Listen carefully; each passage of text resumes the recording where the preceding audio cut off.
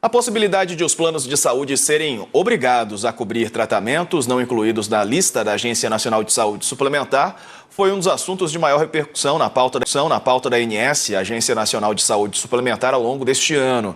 Quem nos ajuda a fazer um balanço dessa área de saúde, a regulação da agência em 2022, é o Rafael Roba, advogado especialista em direito à saúde, do escritório Vilhena Silva Advogados.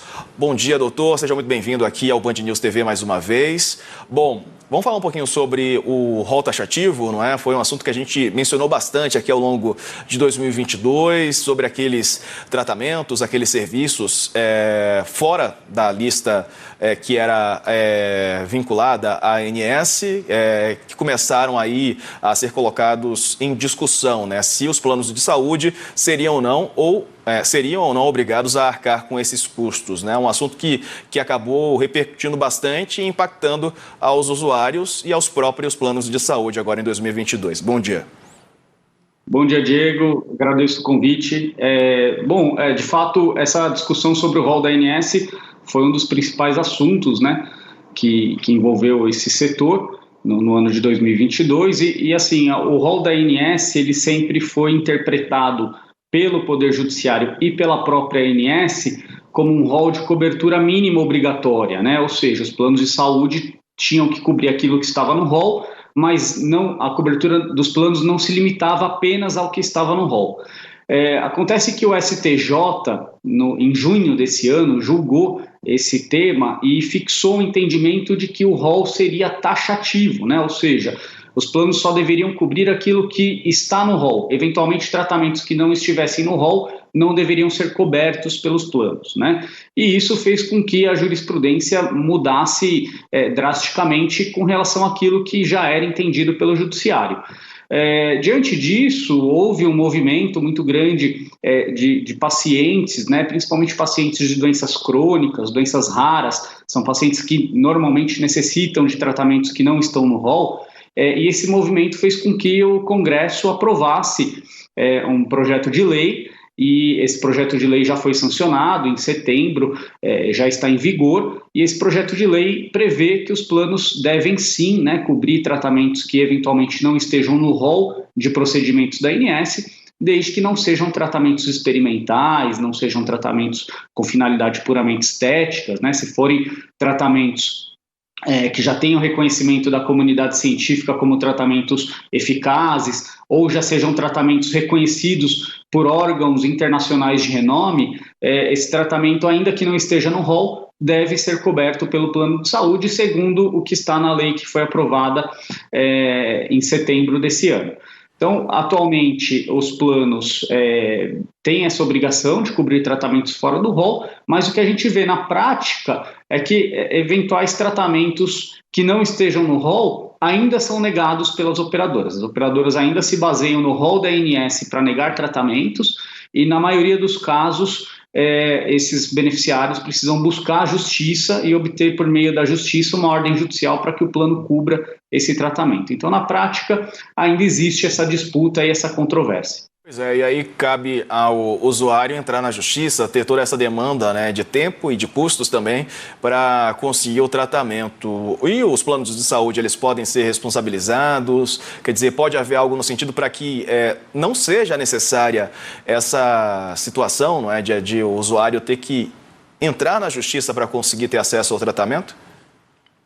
Pode. O beneficiário pode buscar a justiça, até com fundamento na própria lei, que foi aprovada, a Lei 14.454, né, que é a lei que estabelece que o plano deve sim cobrir tratamentos que não estejam no rol. O beneficiário só precisa demonstrar que existe uma prescrição médica, o médico recomendou a utilização daquele tratamento e que é um tratamento já reconhecido como um tratamento eficaz, né, estudos clínicos ou, eventualmente, o reconhecimento desse tratamento por uma agência de renome.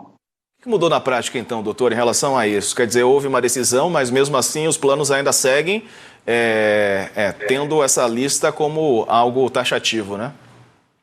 Sim, infelizmente na prática o que a gente percebe é que aqueles tratamentos que não estão no rol muitas vezes são negados pelos planos justamente com base no rol da ANS, né? Então isso é uma prática ainda muito comum, fazendo com que os consumidores ainda tenham que buscar a justiça. Quais são esses tratamentos assim mais comuns, né, de que são negados e aí o paciente tem que entrar na justiça para conseguir ter acesso a eles? Olha, a grande maioria são tratamentos oncológicos, né, medicamentos oncológicos ou medicamentos para doenças raras, mas que ainda não entraram no rol. Então, isso com muita frequência é negado, né, ou às vezes alguma questão relacionada à cirurgia, uma prótese que é necessário para aquela cirurgia, também é muito, né, comumente recusado pela operadora. Então, normalmente são casos que acabam indo parar na justiça.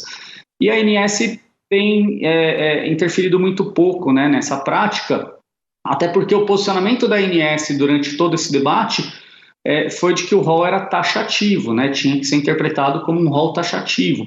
Aliás, uma postura da ANS que acabou contradizendo a resolução, as próprias resoluções da ANS que nunca estabeleceram o rol como taxativo, mas a ANS firmou esse entendimento e isso fez com que os beneficiários ficassem desamparados perante a agência, né? E na maioria das vezes eles só conseguem mesmo obter esse tratamento por meio da justiça.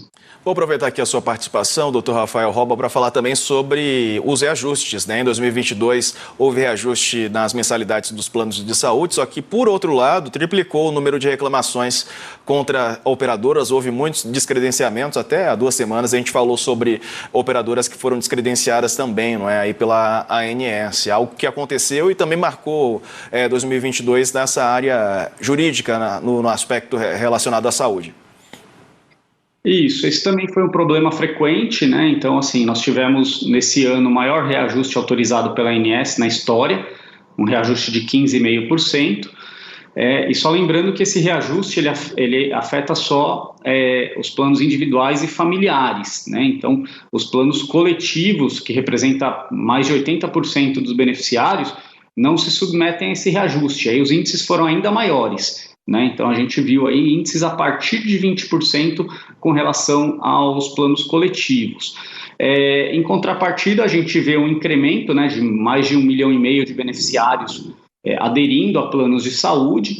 As operadoras, ano após ano, batem recorde de receita, mas a gente tem também um aumento muito grande no índice de reclamações, né? A ANS ela registrou o maior número de reclamações contra operadoras em 2022.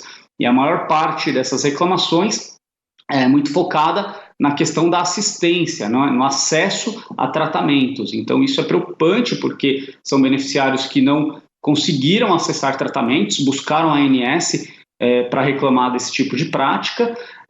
O próprio relatório da ANS divulgado sobre as ouvidorias das operadoras mostra que os beneficiários que buscam as ouvidorias têm uma taxa de resolutividade muito baixa, menos de 30% dos problemas que são levados às ouvidorias são solucionados pelas operadoras, e muitas vezes esse beneficiário acaba sendo colocado ali numa situação de vulnerabilidade, né? Fica desamparado, sem tratamento e muitos casos relacionados a descredenciamentos de hospitais, médicos, laboratórios, fazendo com que os consumidores tivessem muita dificuldade de acessar serviços credenciados. Quando mais precisam, né, de um atendimento de saúde que é tão primordial. Bom, recebi aqui o advogado Rafael Roba, do escritório Vilhena Silva Advogados, nos ajudando a entender alguns assuntos que foram aí pauta no noticiário relacionados à saúde em 2022. Obrigado, doutor. Um abraço. Feliz ano novo para o senhor.